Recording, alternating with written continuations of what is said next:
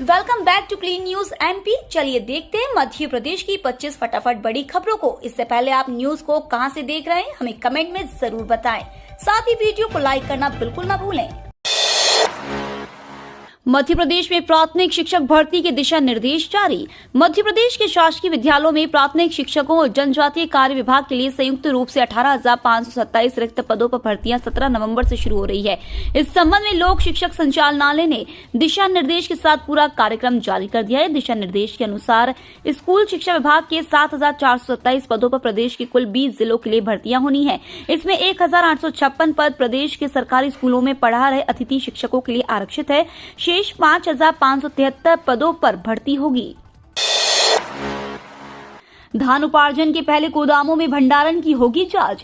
प्रदेश में न्यूनतम समर्थन मूल्य पर धान खरीदकर गोदामों में भंडारण करने से पहले 3 बार जांच की जाएगी। उपार्जन से पहले गोदामों की जांच कर यह देखा जाएगा कि उनमें पहले से धान तो नहीं है। यदि धान रखा है तो उसका रिकॉर्ड अलग से रखा जाएगा। इसी तरह उपार्जन के दौरान और बाद में भी जांच होगी। यह कदम इसलिए उठाया गया है क्योंकि पिछले साल जबलपुर के शाहपुरा में जांच के दौरान गोदाम में धान कम मिला था। जीएसटी व आयकर पर राज्य स्तरीय कॉन्फ्रेंस 12 नवंबर को जीएसटी और आयकर के नियमों पर प्रदेश के कर विशेषज्ञ मिलकर इंदौर में चर्चा करेंगे। तीसरी राज्य स्तरीय जीएसटी व आयकर कॉन्फ्रेंस 12 नवंबर को इंदौर में आयोजित होगी।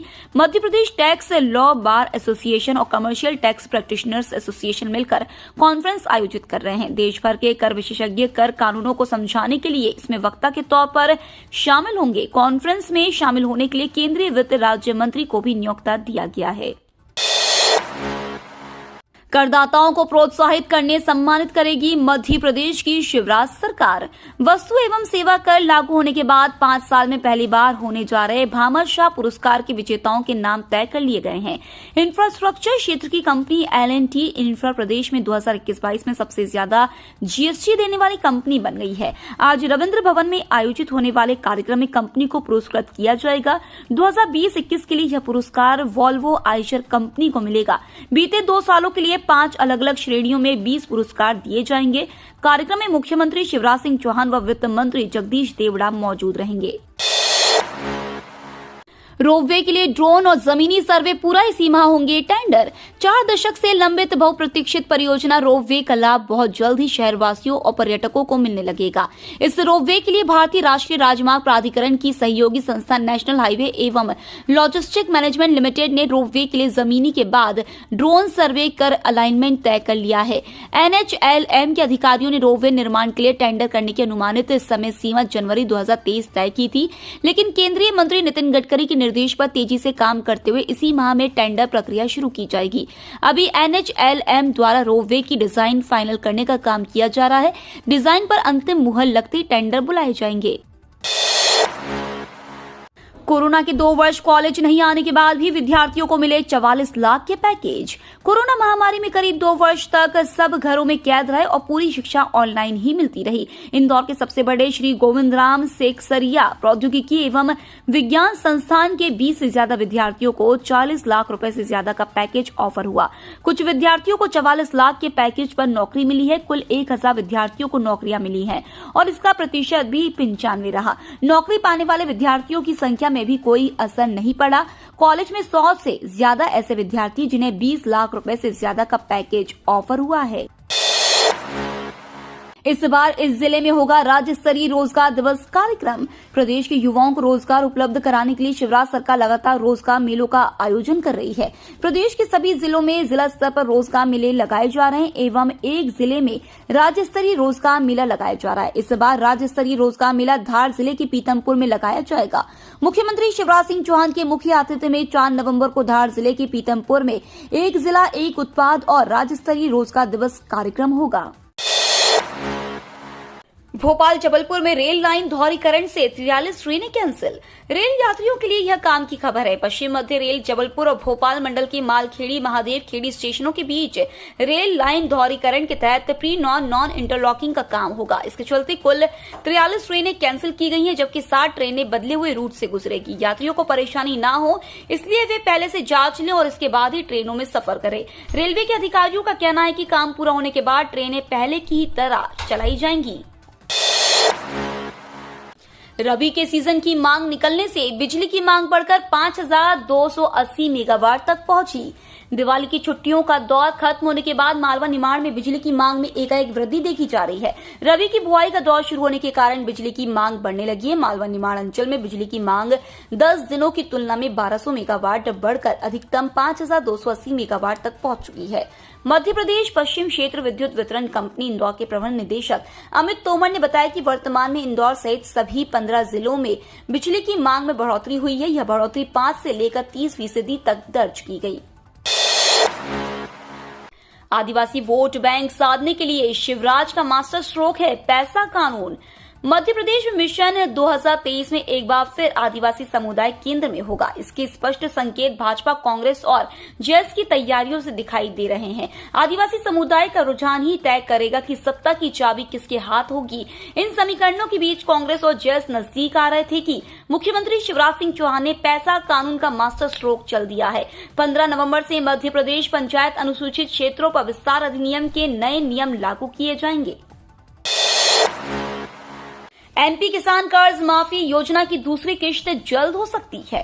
सत्ता में आने के पहले अपने चुनावी घोषणा में कांग्रेस ने किसानों का 2 लाख तक का कर्जा माफ करने का वादा किया था। हालांकि इस दिशा में सरकार बनने के बाद कांग्रेस ने ऋण माफी की प्रक्रिया शुरू की। पहले ही बताया गया है कि कांग्रेस ने सत्ता में आने के बाद 50,000 रुपए तक के कर्जदाता किसानों का ऋण माफ किया है। उसके आगे की प्रक्रिया अभी भी लंबित है, जिस पर शिवराज सरकार बहुत जल्दी निर्णय ले सकती है। जिन किसानों का ऋण माफ हो चुका है या फिर वह कर्जदार किसान जिन्होंने ऋण माफी के लिए आवेदन किया है, वह ऑनलाइन माध्यम से जारी किए गए पोर्टल में अपना नाम देख सकते हैं। मध्य प्रदेश में प्रति चक्रवात का असर, अब बढ़ेगा रात का तापमान। उत्तर भारत के आसपास एक पश्चिमी विक्षोभ मौजूद है। मध्य प्रदेश में एक प्रति चक्रवात बन गया है। मौसम वैज्ञानिकों के मुताबिक इन 2 मौसम प्रणालियों के असर से हवाओं का रुख बदलने लगा है।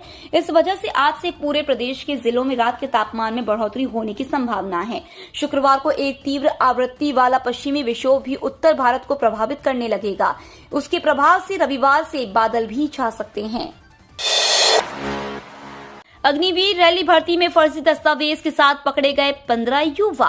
इन दिनों भोपाल के लाल परेड मैदान में अग्निवीर सैनिक भर्ती रैली चल रही है। ऐसे में रोजाना 5,000 से ज्यादा युवा इसमें भाग ले रहे हैं। लेकिन आज कुछ युवाओं को फर्जी दस्तावेज के साथ पकड़ा गया है। बताया जा रहा है कि यूपी से आए युवाओं ने एमपी के फर्जी डॉक्यूमेंट्स बनवाकर इस परीक्षा के लिए एंट्री ले ली, लेकिन बाद में जांच में ये सभी पकड़ा गए। कुल 15 अभ्यर्थियों को फर्जी दस्तावेज के साथ पकड़ा गया है। इन सभी की मूल निवास प्रमाण पत्र और मार्कशीट फर्जी पाई गई। 11,098 पदों पर होगी शिक्षकों की भर्ती, जिलेवार रोस्टर जारी। मध्य प्रदेश के चयनित उम्मीदवारों के लिए अच्छी खबर है। एमपी स्कूल शिक्षा विभाग के बाद अब जनजातीय कार्य विभाग ने प्राथमिक शिक्षक भर्ती के लिए जिलेवार रोस्टर जारी कर दिया है।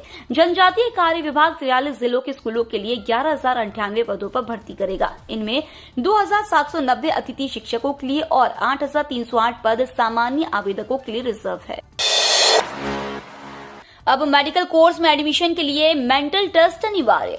मेडिकल कॉलेज में छात्रों के एडमिशन के समय मानसिक परेशानी से जूझ रहे छात्रों का मानसिक स्वास्थ्य परीक्षण करने के बाद उन्हें प्रवेश दिया जाएगा। ऐसा इसलिए क्योंकि हल्द्वानी मेडिकल कॉलेज के प्रिंसिपल डॉक्टर अरुण जोशी बताते हैं कि कई बच्चे अपनी मानसिक परेशानियों को छुपाते हैं, जिसका पता धीरे धीरे करके कॉलेज प्रशासन को चलता है। कभी 1 महीने में, कभी 2 महीने में या कभी पढ़ाई के दौरान लंबे समय के बाद छात्रों में यह दिक्कत आती है। राजनाथ सिंह के बयान पर बोली सेना, ऑर्डर मिलने के बाद पीछे मुड़कर नहीं देखेंगे। रक्षा मंत्री राजनाथ सिंह ने हाल ही में कहा था कि पाकिस्तान के कब्जे वाले कश्मीर को वापस भारत में मिलाने के लिए उनकी सरकार प्रतिबद्ध है। उनके इस बयान के बाद चिनार कोर के कमांडर लेफ्टिनेंट जनरल एडीएस औजुला ने कहा कि सेना को जो भी आदेश दिया गया है उस पर कार्रवाई करने के लिए पूरी तरह से तैयार हैं। श्रीनगर में कोर मुख्यालय में एक बातचीत के दौरान 15 कोर के जनरल ऑफिसर कमांडिंग ने कहा, हम अपनी पारंपरिक क्षमताओं को सुधार रहे हैं। हम ऐसा इसलिए कर रहे हैं कि जब कभी इसकी आवश्यकता हो तो हम पीछे मुड़कर ना देखें। लगातार 7वीं बार जीता कृषि कर्मण award. Soya state Madhya Pradesh ने फिर हासिल किया ये मुकाम। भारत का कृषि क्षेत्र पहले से कहीं ज्यादा मजबूत बनकर उभरा है। खेती किसानी में कई जोखिम कम हुए हैं। अब किसान भी नई तकनीकों, नए विचारों, योजनाओं की मदद से बेहतर उत्पादन ले रहे हैं। ये किसानों की मेहनत का नतीजा है कि देश आज घरेलू आपूर्ति के साथ साथ दूसरे देशों को भी कृषि उत्पाद निर्यात कर रहा है। वैसे तो सभी राज्य आगे बढ़कर कृषि किसानों को प्रेरित कर रहे हैं, लेकिन इन दिनों कृषि क्षेत्र में बेहतर प्रदर्शन के लिए मध्य प्रदेश सुर्खियों में बना हुआ है। राज्य ने लगातार 7वीं बार कृषि कर्मण पुरस्कार अपने नाम करवाया है। इंदौर सराफा बाजार में सोने का रेट 300 रुपए और चांदी के रेट 1300 रुपए बढ़े।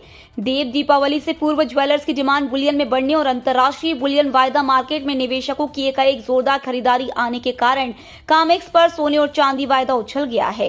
कामेक्स पर सोना $4 उछलकर $1,649 प्रति औंस और चांदी 68 सेंट बढ़कर $19.76 प्रति औंस पर पहुंच गई।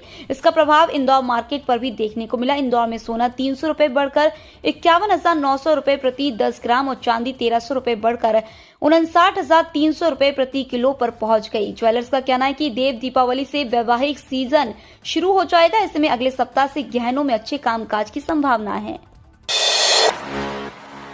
बढ़ सकती है रिटायरमेंट की उम्र और पेंशन की राशि। कर्मचारियों को केंद्र सरकार जल्दी खुशखबरी दे सकती है। कर्मचारियों के रिटायरमेंट की उम्र और पेंशन की राशि बढ़ाई जा सकती है। प्रधानमंत्री की आर्थिक सलाहकार समिति की ओर से ये प्रस्ताव जारी किया गया है। इसमें देश में लोगों के काम करने की उम्र सीमा बढ़ाई जाने की बात की गई है। साथ ही पीएम की आर्थिक सलाहकार समिति ने कहा है कि देश में रिटायरमेंट की उम्र बढ़ाने के साथ यूनिवर्सल पेंशन सिस्टम भी शुरू किया जाना चाहिए। पेट्रोल डीजल में गिरावट। एमपी के इन शहरों में महंगा हुआ पेट्रोल। इंटरनेशनल मार्केट में कच्चे तेल की कीमतों में तेजी देखी गई है। मध्य प्रदेश में कल पेट्रोल और डीजल की कीमतों में औसतन गिरावट देखी गई है। पेट्रोल की कीमतों में 30 पैसे प्रति लीटर की गिरावट हुई है, वहीं डीजल की कीमतों में 28 पैसे प्रति लीटर की गिरावट देखी गई। प्रदेश के विभिन्न शहरों में पेट्रोल की कीमत भी अलग है। वहीं डीजल की कीमत 94 रुपए 89 पैसे प्रति लीटर है। हालांकि कुछ शहर ऐसे भी हैं जहां आज पेट्रोल की कीमतों में वृद्धि देखी गई है। इस लिस्ट में सीहोर, शिवपुरी, विदिशा, नरसिंहपुर शामिल हैं। महंगाई पर आरबीआई के गवर्नर ने दिया बड़ा बयान। ई रुपया को लेकर किया बड़ा ऐलान।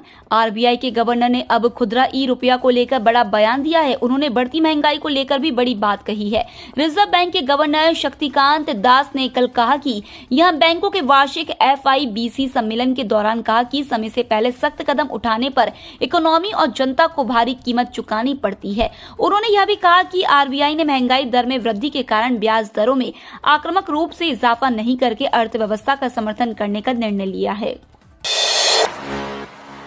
भारत का सेमीफाइनल का टिकट पक्का हुआ। भारत ने बांग्लादेश को वर्ल्ड कप के 35वें मुकाबले में 5 रन से हरा दिया है। इसी के साथ टीम इंडिया ने इस मैच में जीत के साथ अपने ग्रुप को टॉप कर लिया है। भारत के अब 4 मैच में 3 जीत के साथ 6 पॉइंट हो गए हैं।